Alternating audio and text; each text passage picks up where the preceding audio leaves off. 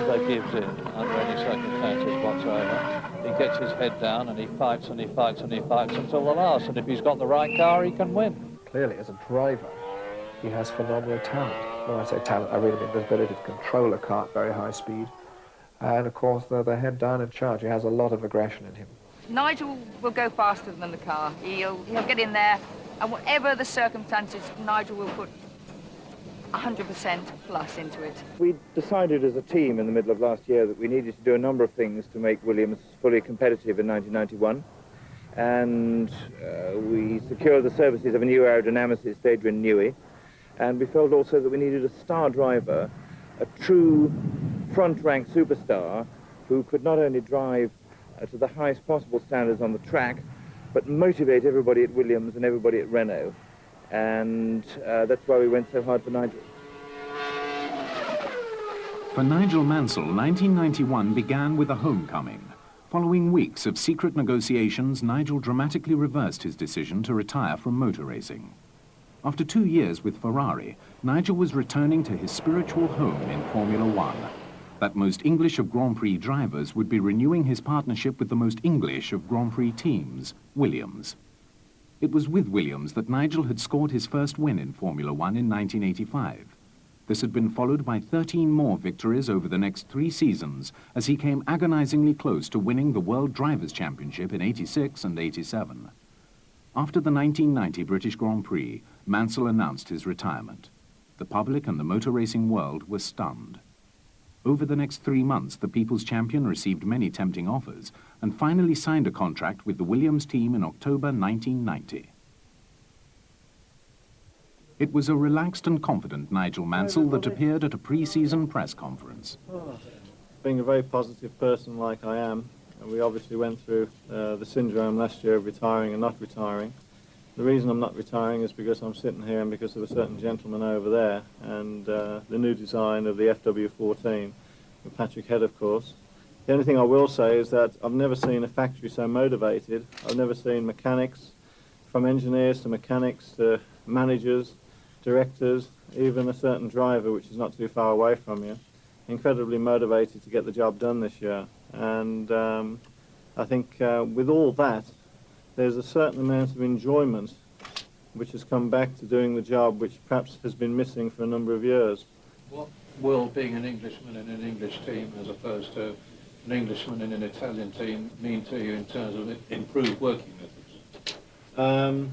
Communication. Yeah, I mean, that is, you hit the nail on the head because it's everything. I didn't realise what I had missed for 2 years. In returning to Frank's team, to the Williams team, because there isn't a conversation that's going on around you that you can't eavesdrop on. And you can be part of it, you can actually join in the conversation, you can join in the banter, and more important, there isn't anyone that you can't sort of motivate or watch what instruction's been given to who to make sure that it is the right instruction. All I can tell you is that everyone's got great expectations for the new car. We have to be a little bit conservative and say that because we are running tight schedules, I won't say late, but we're running very tight schedules, we're not going to get much testing in before the first race. I would honestly appeal to everybody not to put us or put Williams or my head on the chopping block for the first couple of races. I'd like to have Phoenix and Brazil, shall we say, as wild cards. I think there's no question that we're going to be quick straight out the box.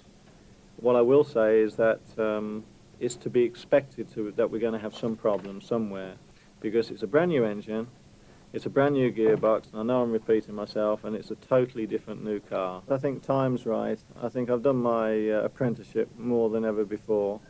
I've had, I wouldn't say any more, but I've had my fair share of heartaches and disappointments, and I think that this year I'm going into the year in the most positive way that I've gone in recent years, because I'm ready.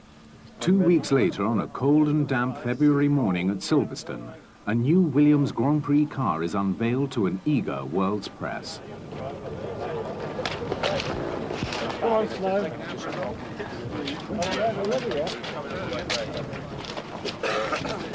Andrew Marriott, you're losing more hair. Thank you. Frank Williams, Commercial Director Sheridan Thin, and Technical Director Patrick Head radiate confidence for the season ahead. A new aerodynamic shape is the most apparent difference between the new FW14 and its predecessors, while beneath its multicolored skin lurks an improved version of the Renault V10 engine and its most radical feature, a brand new semi-automatic gearbox.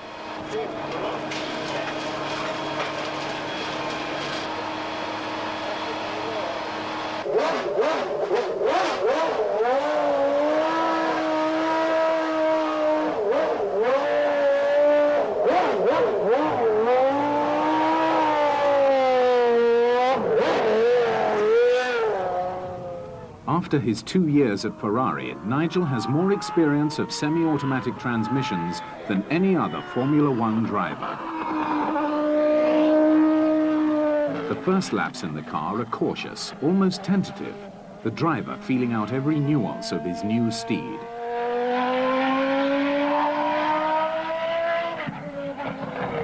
Water lying on the track adds a further complication to the driver's task.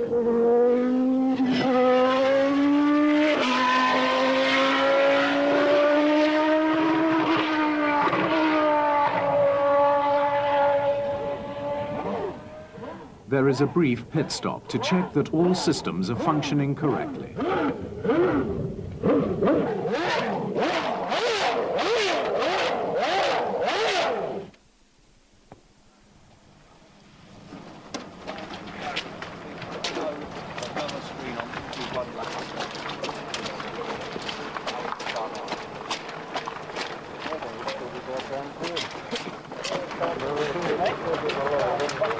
The first pressures, temperatures and settings are logged as team and driver begin the delicate process of getting to know the car that will carry their hopes of a World Championship win.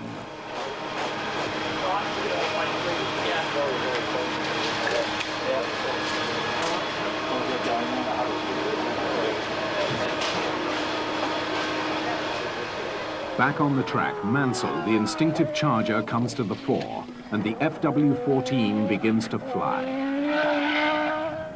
An excursion into the quagmire at Club Corner ends the first run of the new machine.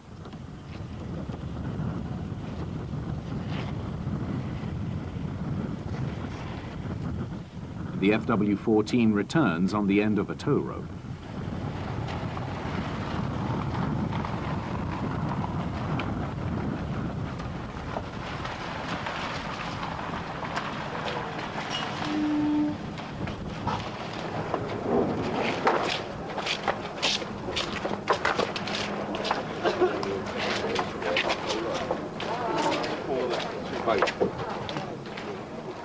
Despite this minor inconvenience, there are already looks of quiet confidence on the faces of team members, concealing the knowledge that here is something special.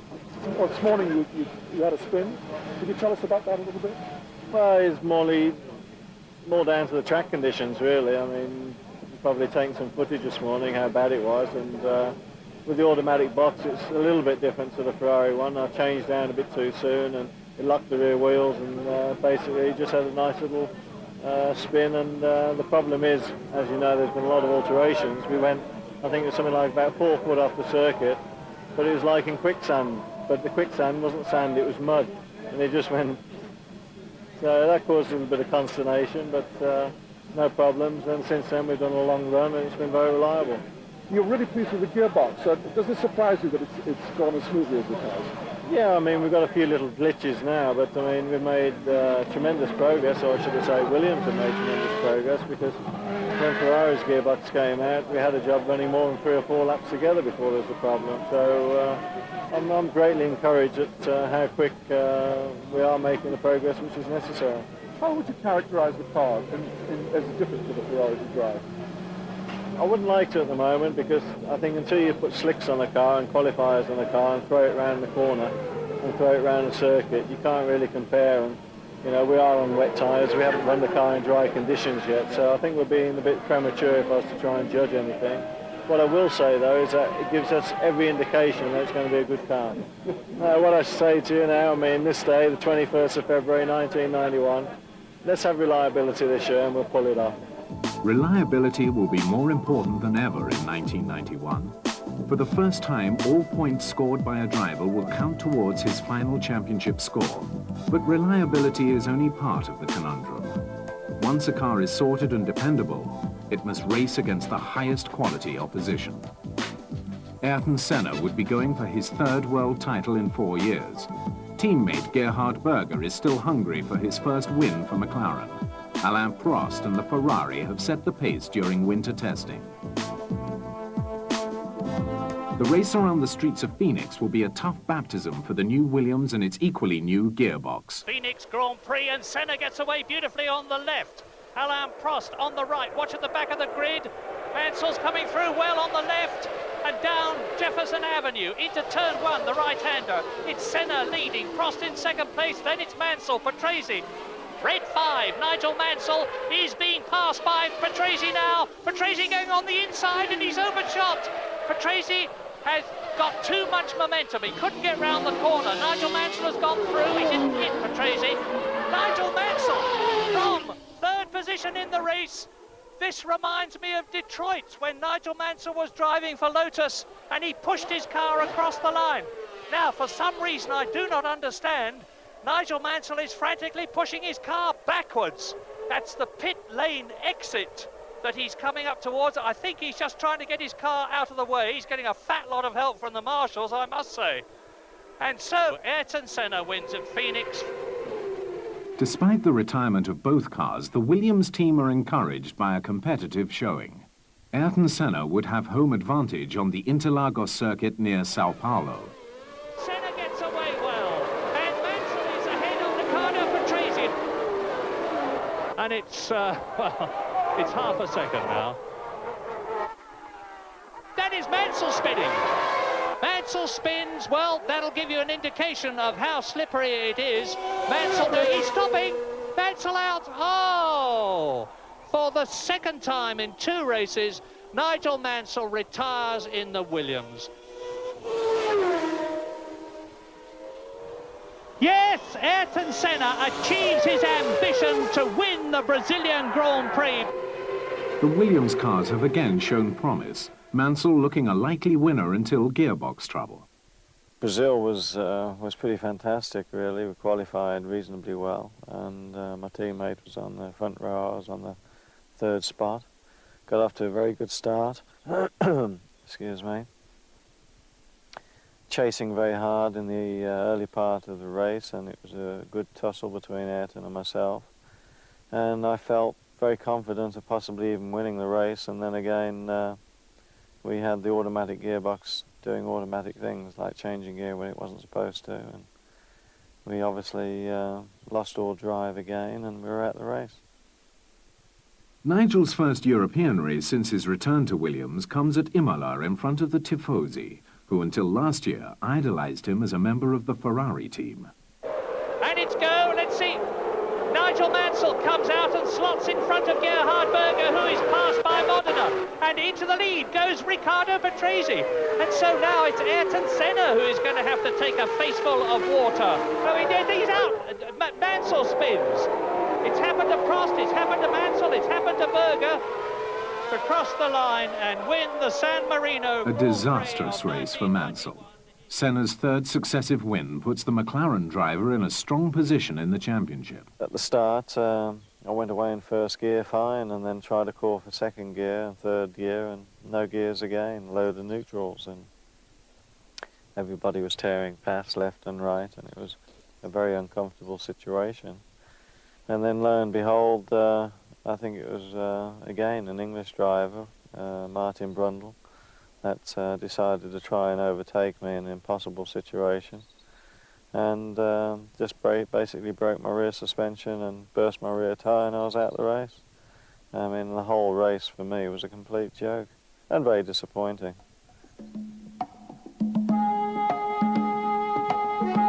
With 3 races run, the Williams FW14 has shown promise, but Mansell has no championship point to show for his efforts. The 2 weeks between the San Marino and Monaco Grand Prix sees the redoubling of effort by the Williams engineers to make the new gearbox reliable. We knew that the first races were going to be very difficult, although we obviously appeared to be competitive. We did have a major reliability problem. That problem mainly came from the transmission. Monaco is one of Mansell's favourite circuits. If Nigel is to make any sort of championship challenge in 1991, he must score points in this race.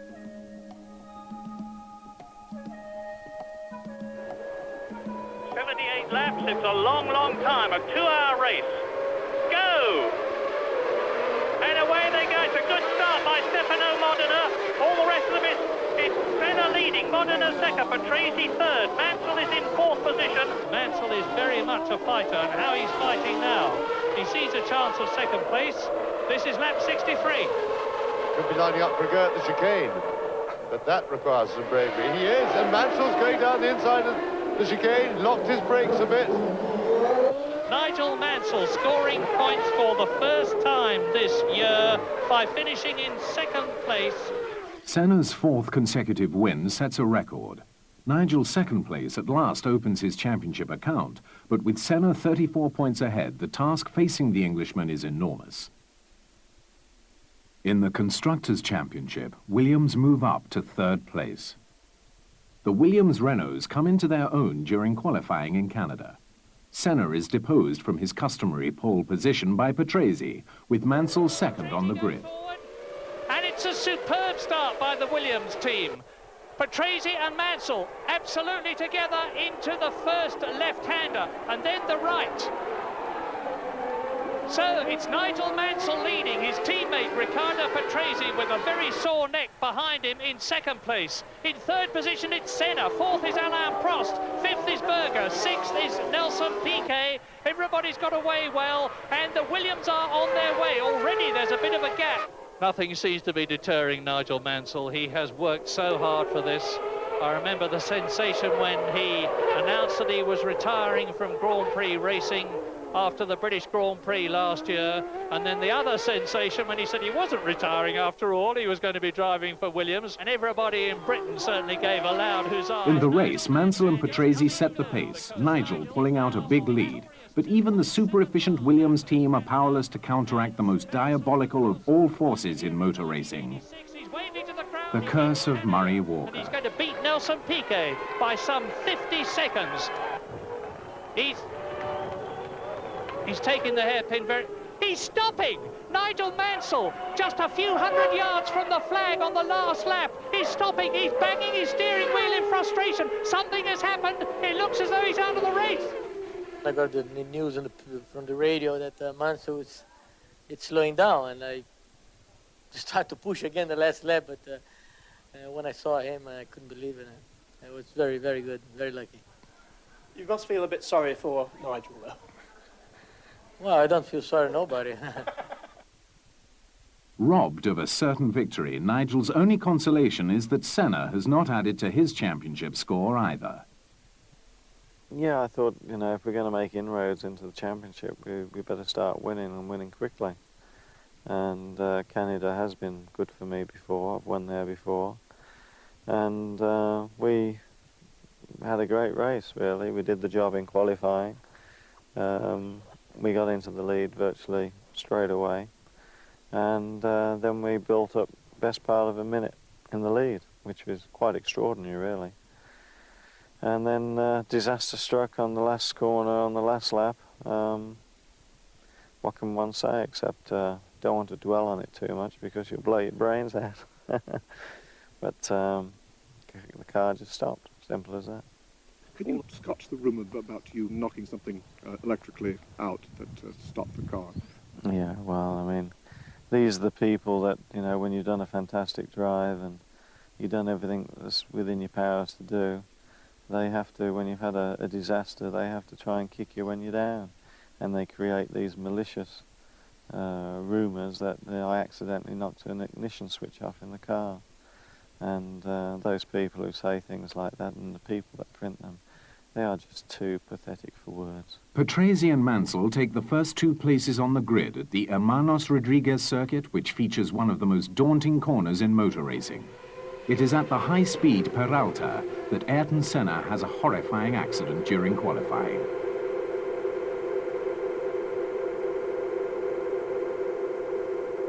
The grid is ready to go and the race is on. It's a good start from the 2 Williams men. Senna comes sprinting up.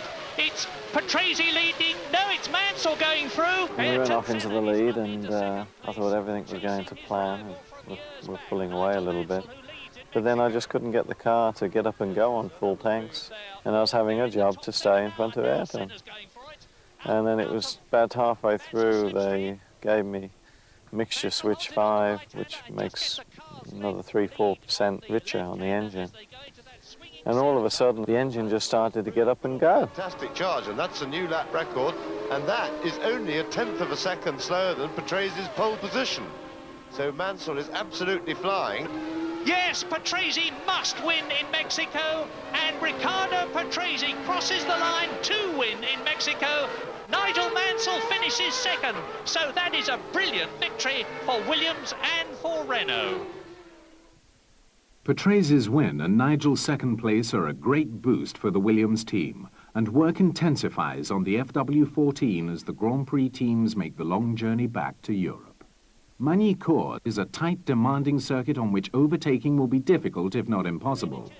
Unfortunately for Alain Prost, nobody told Nigel Mansell. And Nigel Mansell leads the French Grand Prix on lap 22. He has closed from 2.5 seconds to leadership. Terrific! And making Prost, I'm sure, feel very uncomfortable. The Mansell's trying to get around the outside. He's got in front of Prost around the outside now. That is sensational stuff from Mansell. Mansell coming home, he's coming down to the last corner now. He really can roll round and win in France now. And Nigel Mansell wins the French Grand Prix at the Nevers circuit at Magny-Cours. Renault have won in France. In a little bit of shock, it might sound silly after all these years in Formula One, but to get past 16 for an Englishman is history. And I've made history for myself and my country. Nigel's first win of '91 takes him closer to Senna in the championship. The victory breaks the record for Grand Prix wins by an English driver previously held by Stirling Moss. Senna's lead in the championship is cut to 25 points. The British Grand Prix has been dominated in recent years by the presence of Nigel Mansell. The British crowd adore him. At Silverstone, his every move is filmed and photographed.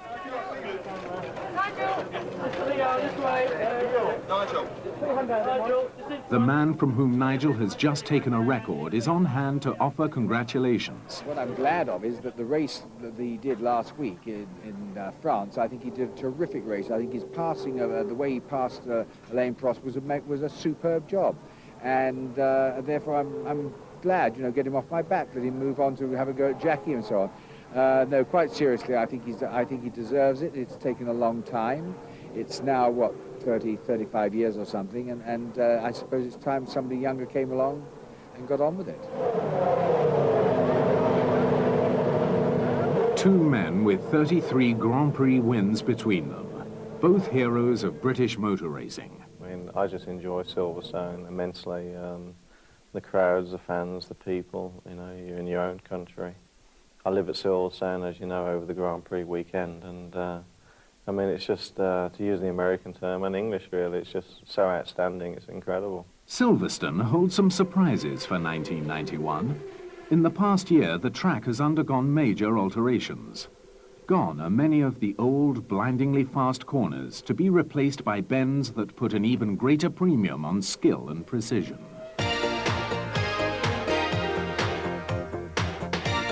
The Silverstone weekend unfolds with a unique atmosphere on which Nigel thrives.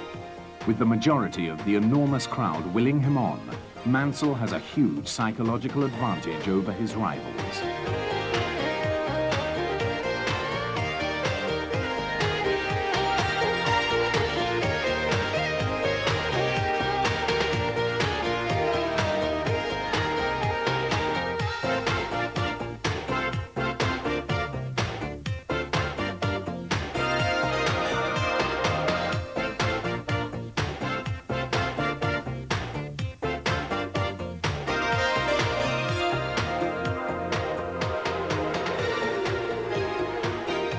and that's pole for Ayrton Senna.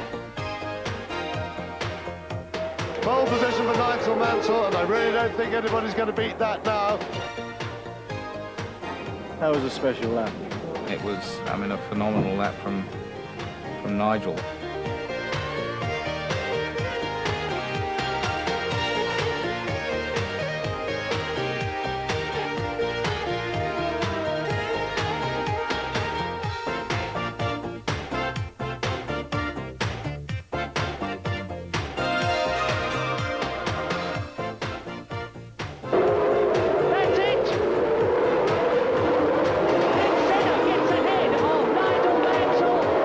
From the start, and certainly held the cars on the red a long time. Mansell makes a dive inside Senna, and he's taking the lead. So Mansell in the lead already. Nigel Mansell wins the British Grand Prix for the 3rd time in his career. You don't need me to tell you how happy he is.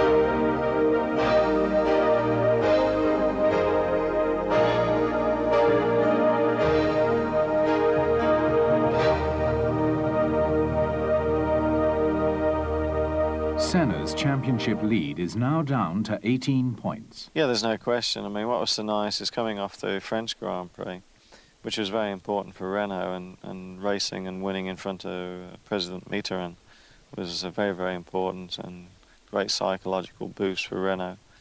And I think then coming to my home Grand Prix in Silverstone, I mean, it'd take me 7 races to win. And, you know, it was great. And then Silverstone, as I said, and I'll say it again now, I mean, Silverstone's mine. Nigel comes to Hockenheim intent on a 3rd straight win. McLaren have conducted intensive tests in Silverstone in a desperate effort to bridge the performance gap between their car and the Williams FW14. And Mansell's got a flyer, and Berger passes Senna. Gerhard Berger goes up into 2nd place. Senna goes down to 3rd. And now he wins here in Germany. Nigel Mansell wins the German Grand Prix, his 3rd Grand Prix in succession, to get 10 World Championship points.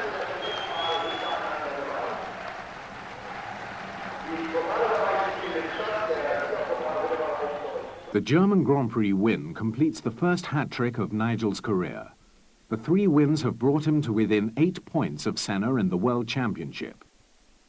While in the Constructors' Championship, Williams go ahead by 1 point. Are cracks appearing in the McLaren facade? I mean, Hockenheim was a bonus because we expected to go there and be competitive, but actually end up winning the race and coming away with maximum points was very pleasing. Eastern Europe's only Grand Prix sees the Williams cars curiously off the pace. Intensive development has improved the McLaren, which Senna puts on pole position.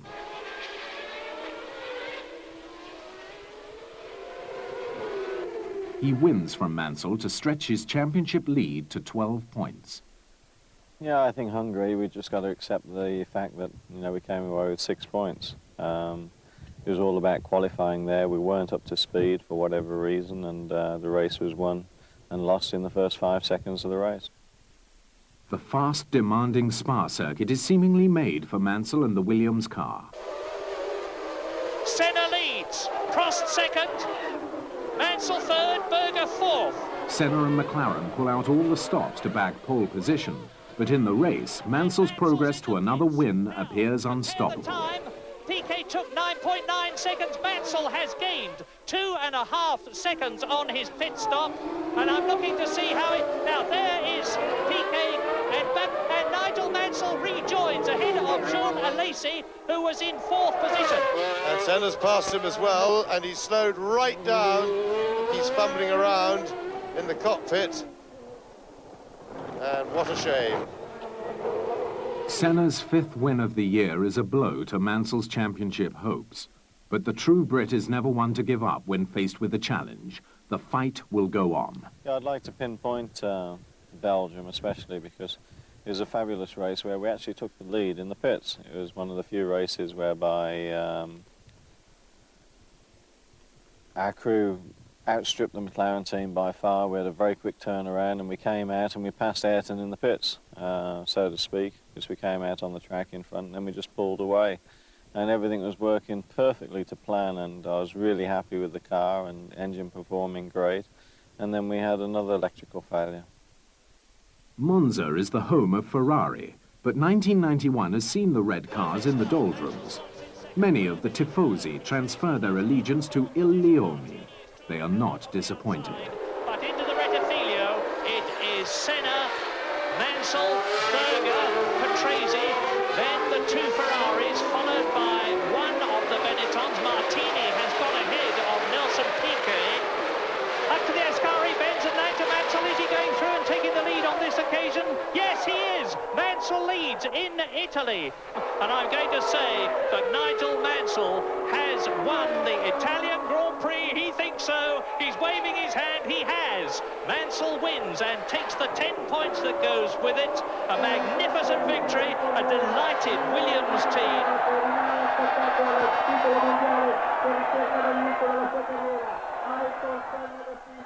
The win revives Nigel's championship challenge. Although Senna's lead is 18 points, he can still be caught and passed. However, Nigel knows as well as anyone that it is an uphill struggle from here.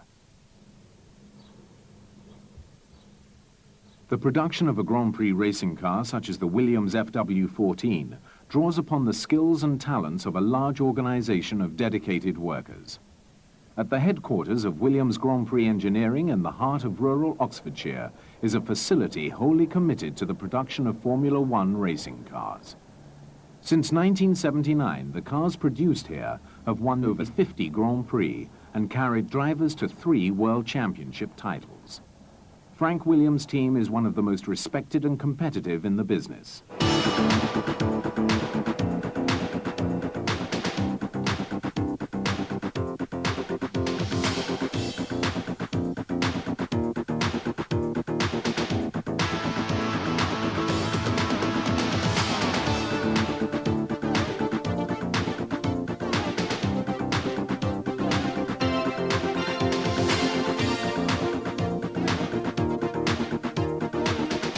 The 3.5-litre Renault RS3 engine has been under intensive development at Viry-Châtillon since 1988. In its 91 spec, it can produce over 700 horsepower. Having designed and built one of the best cars in Grand Prix racing, a top driver is required. I was very much trying to keep contact with Nigel and keep Nigel's enthusiasm for racing, bearing in mind his declared intent to retire. And I sketched into him a bit before it was formally approved the idea that it would be splendid to have him with us in 1991. His extreme competitiveness in all areas and his tremendous urge to win, and I think also his impatience of any body or any area of the team activity that is less than totally supportive. I'm a very impatient person myself, and I respect and admire impatience in other people. And I think that's one of his most endearing qualities. And he is not prepared to accept anything less than absolute commitment in every area from everybody. And that's what winning is all about. And I'm not an enthusiast for motor racing. I'm an enthusiast for winning. And it's his passion for winning that I can relate to and which I want to support. Nigel is headstrong. He likes to have his own way. The aura that he has, or the fans that he has around him, may influence his judgment. But if we have any difficulty, it's spoken about. Nigel's pretty blunt. He comes to the point. I come to the point. Sheridan is very good as a pilot, handling him, if you like. And any engineering matters, which is the nub of the business. Patrick isn't slow in coming forward and saying, you're right, you're wrong, mate. So it's a pretty straight-up relationship. The sheer effort and resources required to prepare a team of cars for a race is mind-boggling.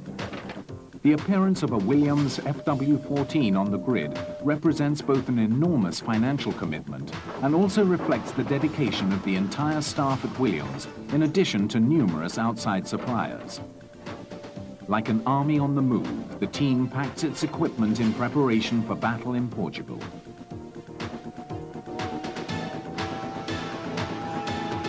As the cars are transported on the long journey south by road, the team's #1 driver and his wife Roseanne take off for Lisbon in his private jet.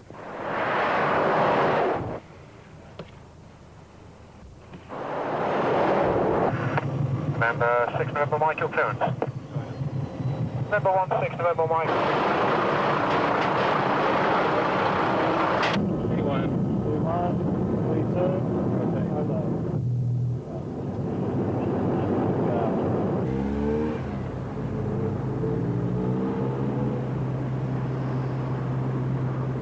If I didn't have this splendid ship, the airplane that is, I wouldn't be able to do my job anymore, mainly because logistics are such that you couldn't get scheduled flights to fly to and from where we need to get to in the time span that we have.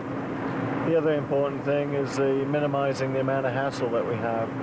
And even this morning, I mean, you haven't heard, but I should tell you now, we've had a 2-hour delay this morning just on slot times flying down to Lisbon.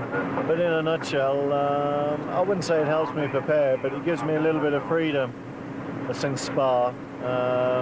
Every race has become mega important because we had that setback in Spa where while we were leading we didn't finish, and Ayrton got that extra 10 points, which made a big problem in the championship for me from the standpoint he's just got a lot of points ahead now. Monza was absolutely critical from the point of view of staying in the championship race. We just had to win and we had to beat Ayrton, which we did, but unfortunately he did a great job in coming second and getting another 6 points. But I mean, this race we're going to this weekend, Estoril, is more critical now than what Monza was, because if we want to stay in the championship race, which of course I think we all want to do, it just means that we've not only got to beat him, but to be realistic, we've got to try and win again this weekend. So it puts a tremendous amount of pressure on the team and the engineers, and especially myself too, to get the job done. And I've now won 17 races with them, which I'm very, very proud of. And we've just gelled more so this time now, this last few months, than we did even with the 4 years I was with them before. We believe in each other far more, and the personnel and the mechanics, engineers, everybody back at the factory, machinists, you name them, who work at Williams, everybody's pulling in one direction, and I think it's the most complete team I've ever seen in the pit lane and actually worked for in Formula One or in motor racing, period. What goes through Nigel's head in the 20 seconds before the light turns to green? Well, I mean, the most important thing is make sure the car's in gear, make sure that you've selected the right gear too, especially when you have an automatic box. Yes, we don't have any feel or sensation with a gear lever. We just have a printout on the dashboard with a light, with a number that comes up that says that you're in first, second, third or sixth or whatever it is. So that's very, very important. The other thing is to concentrate very hard that when I'm looking at you now, I mustn't blink my eyes for at least sort of 20 seconds. I'll just blink them. If you blink them when the red light comes on and then it goes off, you're that split second slower starting.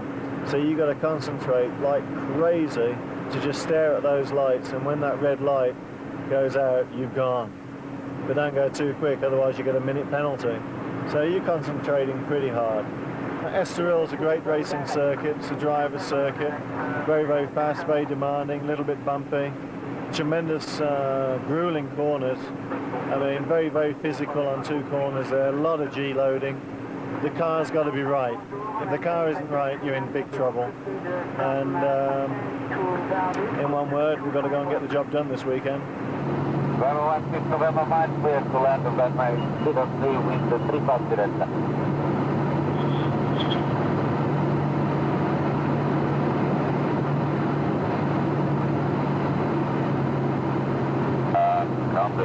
Confirm our stand, please, just for the triple pop. The triple pop out of second. So 1.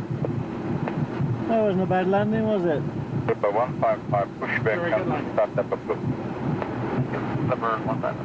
A line of executive jets sits on the Lisbon apron, all belonging to Formula One drivers competing at Estoril. Frank Williams and other Williams personnel arrived shortly after Nigel. The championship is on the line. The Portuguese Grand Prix will be a make or break race. Nothing other than a win will be good enough.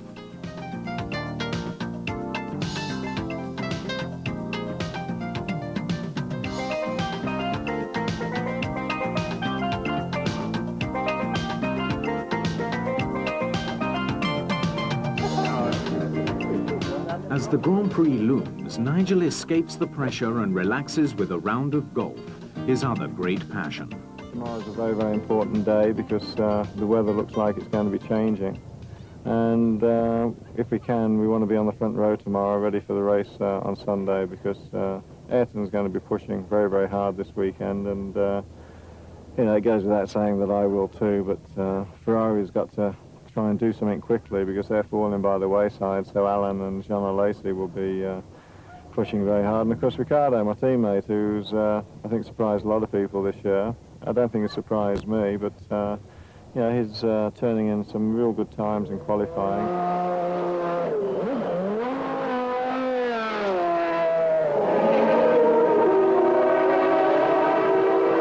In qualifying, Mansell follows his normal routine, setting a time and waiting for the opposition to respond.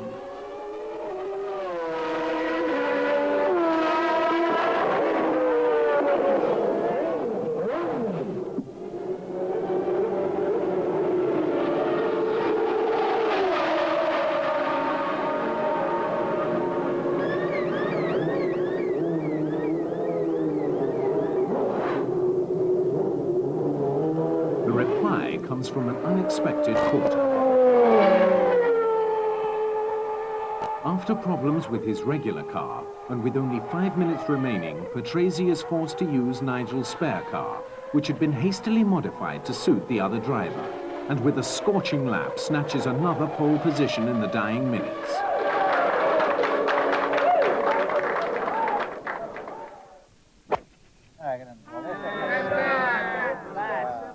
Nigel relieves his frustration by putting on a show back at the golf course.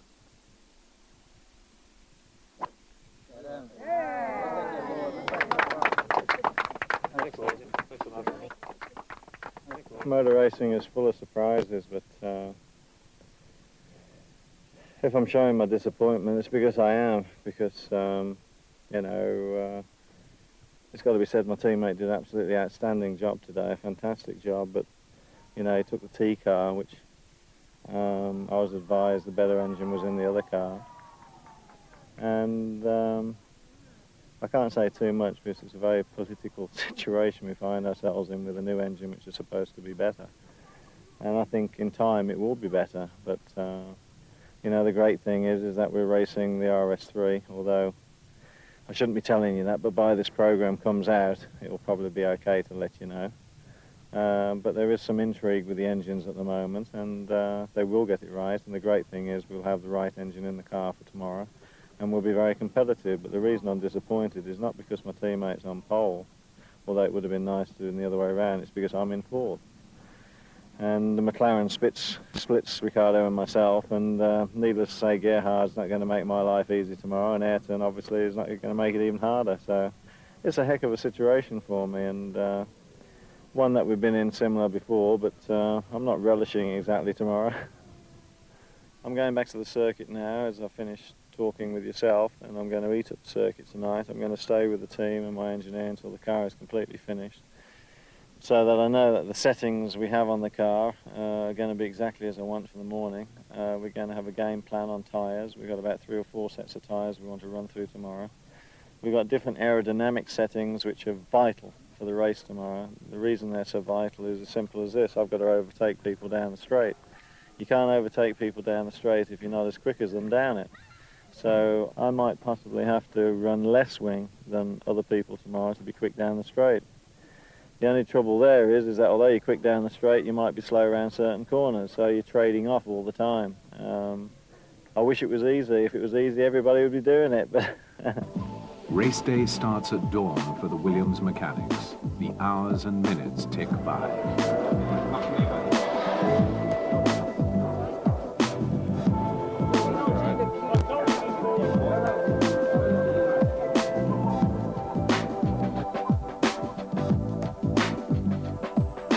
Well, it's race day, of course. Everybody's, I would have to say, very calm and very professional in what they're doing. There's an atmosphere of, obviously, of expectation, and we're all trying to think of the various things that may or may not go wrong and that we can prevent happening prior to the event. It's a time when we've put a lot of work in, because Thursday, Friday, Saturday have been long days for everybody in the team, and now Sunday's coming. And to some extent, Sunday will take care of itself, but we have to make sure we minimise all potential problems. Ricardo was in pole, Nigel is in fourth place. Ergo, 2 cars to get by. These 2 cars will make it extremely difficult. Some strategies will apply. A number of non-discussable scenarios are possible, and we will try and come up with answers to accommodate those situations. But we are certain of Ricardo's total cooperation to assist Nigel in winning the race, if he's in a position to do so, and of course winning the championship from this race onwards. It's difficult to practice wheel changing, and Sunday's a good time to do it because the car is there ready to be used, and we've got all the crew there, and we practice nose changes, wheel changes, and we practice wheel changes with the guns going down as well. In fact, all 4 guns going down was one practice we did, which was quite interesting. So again, we're just trying to cover every eventuality. Morale's terrific. The guys are fantastic. I look down the pit lane, and it's difficult to see a better team out there in terms of better people and better morale and better individuals. They're a fantastic bunch of guys. Today will be what will be. Come on in. We can only do the best job we can.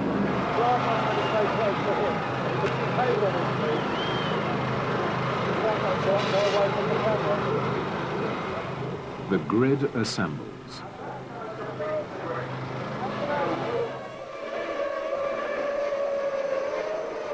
Excellent start by Patrese. Mansell in 3rd position ahead of Senna, but Senna's got the inside line and he takes it as they go into turn 1. Let's have a look and see what's happening.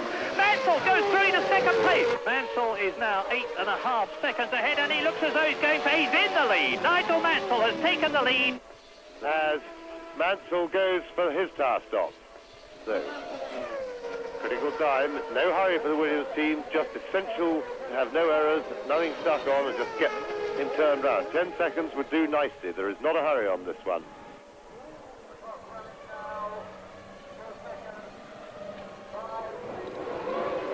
And that's absolutely fine.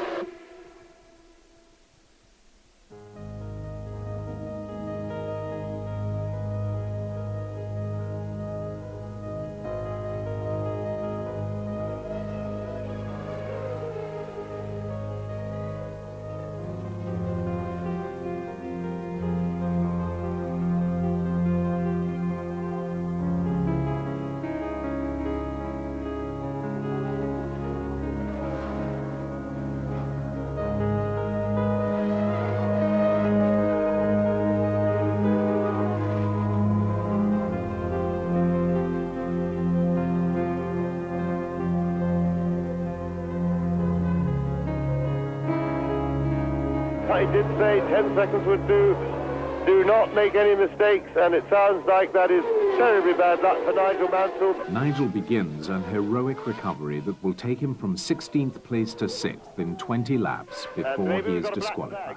Now, here is a black flag. What we need to see is the number of the car, number 5, and that is Mansell being black flagged. Mansell coming in, and I fear that Mansell must have given up now. This is a very, very sad ending to a superb drive. And Riccardo Patrese enters the start and finish straight and crosses the line to win the Portuguese Grand Prix. Even Patrese's victory cannot console the Williams team. Senna's championship lead has now grown to 24 points. I said that it was going to be a tough race, and the first 5 seconds were going to be crucial. And that's because I've made up my mind that the easiest way to overtake anybody at this circuit is on the start, and we get the jump. And I mean, everything went to plan, although I do believe that Ayrton questioned my manoeuvre, which is a bit of a shame, because I've seen him do far worse.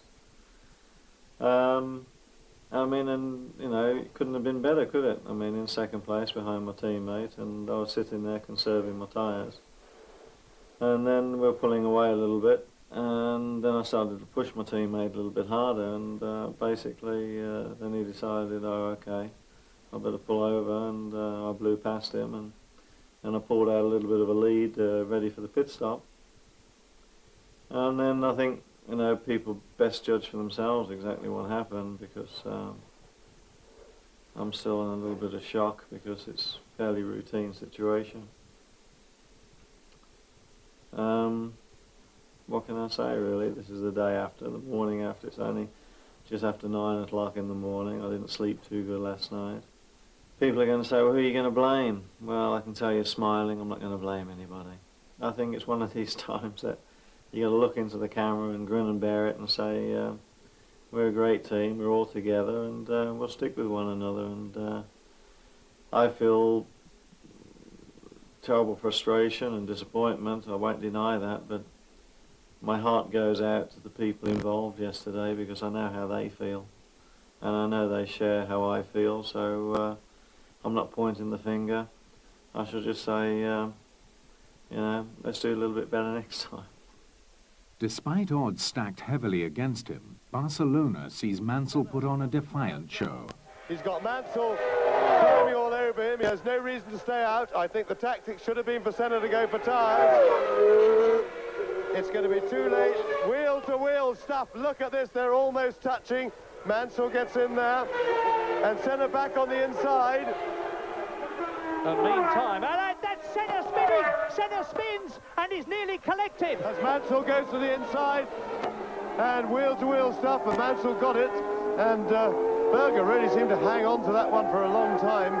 May have been lost a bit less time if he'd let it go. But Mansell takes the lead, and Schumacher is right with him. And out goes the checkered flag, and Nigel Mansell wins in Spain. Magnificent. Nigel's never-say-die spirit keeps the championship in doubt. Senna's poor finish means Mansell still has a mathematical chance of the title, while Williams hold a 1-point lead in the Constructors' Championship with 2 races to go. Spain, oh, what a weekend. I was accused of being a triathlete that weekend, playing football, boxing, and winning a race. So it was a bit of a funny weekend, really. But knuckles are just, you know, they're all right now. The large and fanatical crowd at Suzuka may see the championship decided.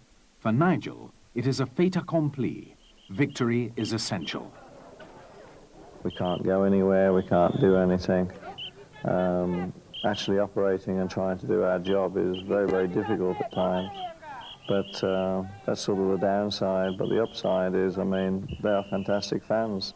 Yeah, I'm very tired. I mean, I'll raise my game tomorrow when I have to, but I mean, I'm taking on antibiotics again, and it's just been a tough year. And I mean, coming here and working and the pressure and everything, it just tends to drain you a little bit. Berger gets away well, Senna gets away well, Patrese challenging, and it is Berger, Senna, Mansell in 3rd position. They're round. Mansell harrying Ayrton Senna, and off that Mansell, that's him. Mansell out, and the World Championship has been won by Ayrton Senna, and ironically, with a very, very sad Frank Williams looking at the pit lane, Nigel Mansell has gone off in despair at the very corner that claimed Prost and Senna last year. Well, Mansell tried hard, but he is out of the World Championship. I was just relieved to be able to walk away from a 200-mile-an-hour, shunt, basically, because deceleration in that gravel sideways, I was worried that the car might flip. And I went into that corner, I had no deceleration at all from the brakes by the time that I was running off the circuit. And, I mean, that worried me a lot. So it was relief from the point of view of being out of the car and in one piece and, you know, everything working. And then I'd say that, look, you know, the championship was over in Japan, but it was not lost in Japan. And you must remember there's a big significant difference. You know, the mathematical opportunity of winning the championship went away in Japan, but the championship was not lost in Japan. It was lost at the beginning of the year. It was lost for two reasons. One, the rule changes went from 11 races counting for the championship to all 16 races. So that made it a reliability championship as much as a speed championship. But our problem at the beginning of the year, both for Ricardo and myself, was reliability.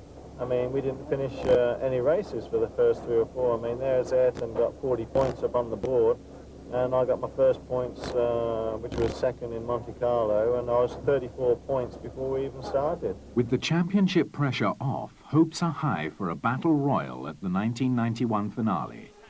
After much deliberation, and against most drivers' wishes, the race goes ahead in appalling conditions.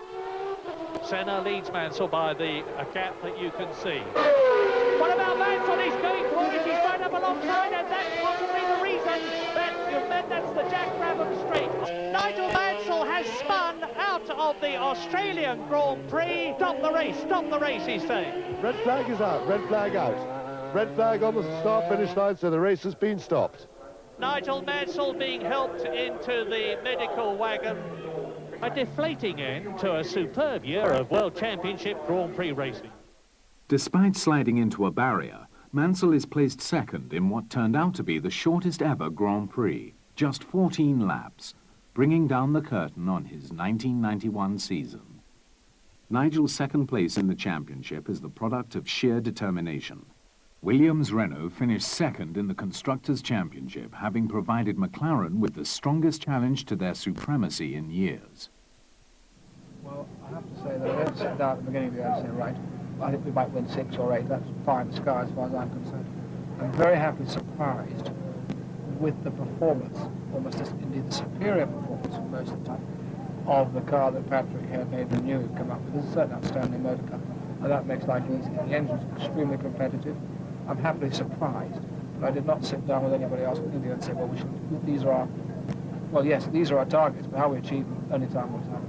I think it's one of the best years I've had, and I think the reason for that, and the reason I can sit here and sort of even smile a little bit, is that I came back for the right reasons. Williams offered me a package to try and go for the championship, and I think we've proved to the world that we stayed in Formula One motor racing to try and achieve exactly that. And that's why I don't reproach any particular sponsor or manufacturer or any team member, because Williams' team is a fantastic team, because they are a team. Everybody pulls together. And I think what Renault has tried to do, and Alf and the Williams team this year, has been magnificent. And I think no one should even sort of look at any kind of negative situation this year. They should actually give a lot of praise to the Williams team and Renault, because without them this year, it would have been one hell of a boring championship. I can only apologise that we didn't crack it this year, but you watch the Williams team in 1992, because you never know, next year should be the year. The 1991 World Drivers' Championship will be remembered for the great excitement provided by one man. Without Nigel Mansell, the 91 title would have been a formality for Ayrton Senna. Mansell's stirring recovery from a 34-point deficit after 4 races provided nerve-tingling drama. As the season progressed, Nigel's 5 victories, including an emotional home win at Silverstone, put the rival McLaren team under intense pressure and carried Mansell to within tantalizing reach of the World Championship crown. Despite the cruelest of luck, which deprived him of at least 3 further wins, Mansell's dogged refusal to admit defeat kept motor racing fans the world over on the edge of their seats and the championship alive until the penultimate race. With a full year of development behind both car and driver, the 1992 season holds the prospect of being Nigel's greatest opportunity yet to finally win the world title.